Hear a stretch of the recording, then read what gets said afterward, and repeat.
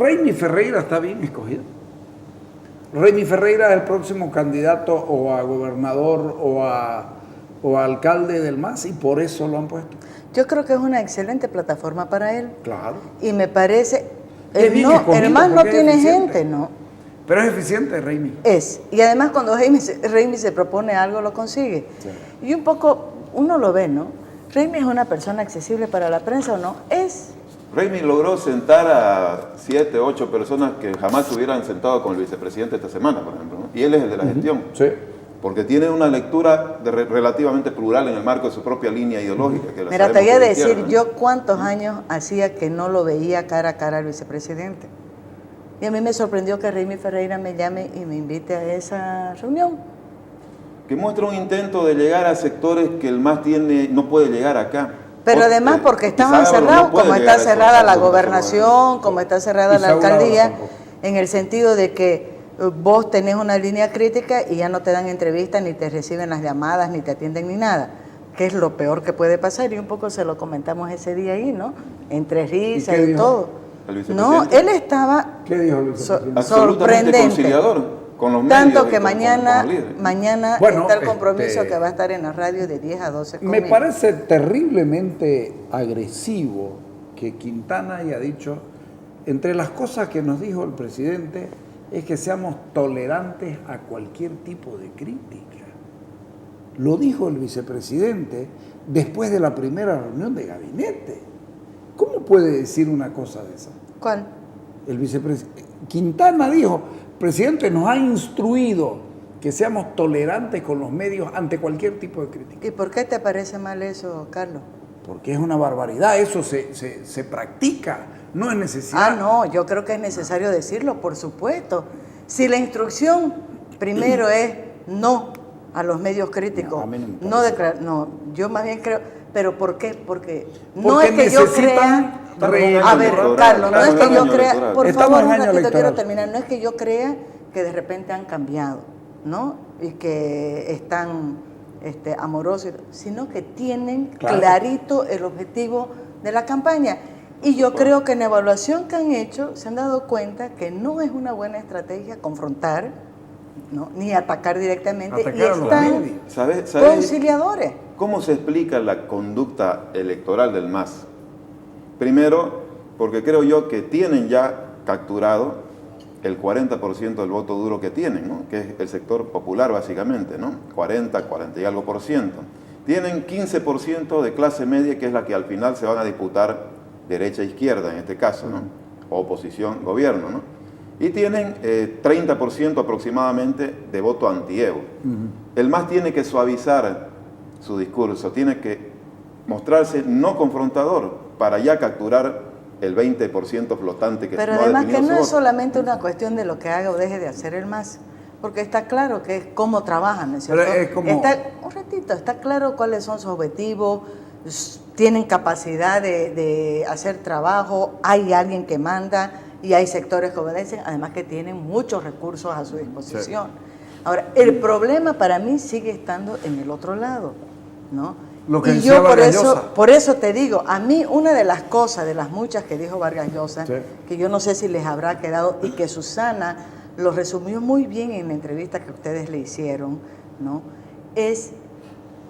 Está por demás un diálogo de sordos con el gobierno. Ustedes lo que tienen que hacer es convencer con un discurso a sus electores. Porque ¿quiénes son finalmente los que van a definir cuál es el rumbo que va a seguir el país después de octubre de las elecciones? Los que van y votan. Yo creo que, ¿cuáles van a ser las líneas de campaña? Fíjate, el MAS ya no va a plantear el discurso de cambio, sino el discurso de continuidad. El MAS, que no se sienta amenazado por una oposición obviamente débil, va a plantear como agenda ya no el gran discurso ideológico. Probablemente en algún momento dirá izquierda y derecha, imperio y no sé qué más, pero ha planteado la línea discursiva de obras de impacto, ¿no? Satélite, Dakar, cumbre del G77, la espectacularidad de los grandes anuncios. Esa va a ser la línea de conducta. Ya el discurso ideológico va a estar probablemente ausente de esta campaña. ¿Y qué pasa en la oposición? Que debería seguir de repente una línea de mayor claridad ideológica, ¿no? No intentar parecerse más bien al MAS, que es lo que ha ocurrido, ¿no? Es Y que reactiva, ¿no? la oposición actúa en función de la agenda del MAS y no tiene ¿Y agenda sabes qué propia. reactiva? Que los autos, que el helicóptero, eso, reactiva Oye, no eso. fueron capaces de responder al mensaje presidencial con un discurso ideológico y crítico. Absolutamente. Se encargaron de cuestionar la longitud o la duración del mensaje y que no hablaba bien, que era el presidente en el mensaje, pero la única crítica, ni siquiera con los la única argumentos. crítica técnica que yo escuché fue la de la ex politóloga, ¿cómo se llama?, que está ahora en Unidad Nacional, Jimena Costa, Sí. que desglosó, dijo, gastaron 98 mil millones de dólares en 8 años y no hicieron probablemente grandes obras de impacto. Fue la única que se ocupó de desglosar técnicamente. Porque sabes que él se sentó a trabajar ese es el sobre el discurso. argumento de José Luis Parada durante Sí, mucho exacto. tiempo. Lo mencionó. Es lo que José Luis Parada viene sosteniendo hace mucho tiempo. Pero Han ¿quién- gastado tanto y no ha mejorado Ya, tanto. pero ¿quién lo escucha? No, pero Porque por eso sabes te que digo, yo no lo escucho el ni tema- al gobernador hablando. Por eso te digo. Con los datos que da José Luis Parada. Porque la gobernación no comunica bien, a excepción del gobierno que teniendo tantos huecos, sin embargo sigue comunicando bien y sigue marcándole la agenda. El gobierno y el partido político de gobierno le marcan la agenda a todos los adversarios políticos. Lo que ha sido, No tienen lo que ha sido positivo agenda de Vargas propia. Llosa ha sido esa interpelación precisamente a los liberales Yo bolivianos. creo que Vargas Llosa ha venido a moverlos más a los de la oposición y a ponerlos más en evidencia de sus problemas que a estorbarlo al gobierno. Pero por supuesto, porque tampoco es su propósito ese, ¿no? Claro. Él tiene un discurso Carlos, han y es pasado lo que- 8 años y uno ve con cierta preocupación por la democracia en sí, la consolidación de un bloque de oposición real. Porque lo que tenemos son, como vos lo dijiste alguna vez, opositores. Es penoso ver lo que está ocurriendo. Se plantea la unidad de la oposición, único candidato único, pero no pueden elegir un vicepresidente de la Cámara de Senadores. No pueden elegir un presidente de la Brigada Parlamentaria Cruceña. Pero ¿sabes por qué sucede eso? Primero, porque no hay de verdad un proyecto articulador y claro. Ni nadie Pero trabajó segundo, en los 8 años. ¿sabes para por eso. qué? No lo yo trabajaron. digo, yo creo que tampoco hay convicción, porque ¿cuáles son los problemas que generan esas divisiones? No se dicen públicamente, pero si vos te sentás a conversar, todo el mundo dice, no, porque el fulano ya está cooptado por el MAS, no, porque el fulano ya negoció con el MAS. El MAS está trabajando incluso a ese nivel Por supuesto. y logra resultados. Mira, Pero ¿por qué logra resultados? Yo digo, no es solamente por la eficiencia del MAS, por la presión, por el discurso, No, es también por lo que por la sea. falta de acción y es de la capacidad falta de de la verdad de oposición. convicción y de claridad en las ideas y en la propuesta que vos tenés como un actor político. Yo diría que ¿no? de trabajo también, de trabajo político. Fíjense Ahora, ustedes, si enero- uno hace enero solo, para la oposición cerrar, ha sido perdido. solo para cerrar, No han hecho nada. ¿sabes qué es Excepto lo la que llegada de preocupa? Vargas Llosa, ¿no? Que no es la oposición, ¿no? Pero- es una fundación de Claro, de un sí, opositor. sí. ¿no? Pero ¿sabes qué es lo que preocupa? Cuando Tufí habla, por ejemplo, de la democracia, ¿no? La calidad de la democracia, lo que preocupa es que las prácticas no se corrigieron. Las prácticas que tanto se han criticado de la política tradicional, de los viejos Absolutamente, políticos, sí. se han perfeccionado, se han democratizado, por decirlo de alguna manera, ¿no? Y digo, vos lo que estás viendo en el gobierno central, todo lo que podés criticarle al gobierno central, podés reproducirlo perfectamente en el gobierno local. Y con sus matices en el gobierno departamental, que es carácter poco democrático de verdad en su relación con sus electores, escasa transparencia, poquísima transparencia en la administración de los recursos públicos, ¿no? Y una artera manipulación del discurso. Porque vos de repente escuchás en el gobierno municipal que una crítica, me acuerdo cuando le dijeron masista a Hernán, a los del colectivo Árbol, ¿te acordás con el pleito de la Cuando quinta le amenazaron municipal? juicio al deber a vos, A ver, ¿cómo por van una a decirle información. masista si el municipio está cogobernando con el MAS? ¿No? Entonces, yo digo que estas tres cosas me parece que son así unas señales realmente preocupantes y mucho más grave aún es ver que como ciudadanía no hay una madurez tampoco política. Porque bien lo ha dicho Vargas Llosa, ¿no?